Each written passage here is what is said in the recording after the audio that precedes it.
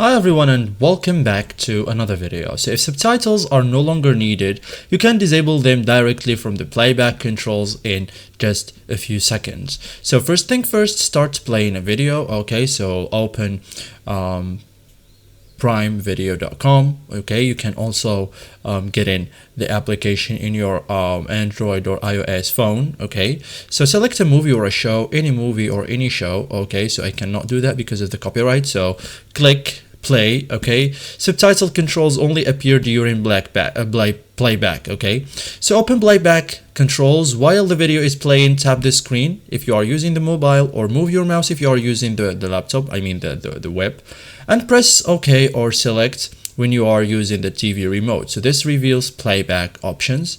Open subtitles menu, like click or tap the subtitles icon, which is the speech bubble. This opens subtitle options. Okay, so turn subtitles off, like select off. Subtitles will disappear instantly. Okay, so what happened after turning off?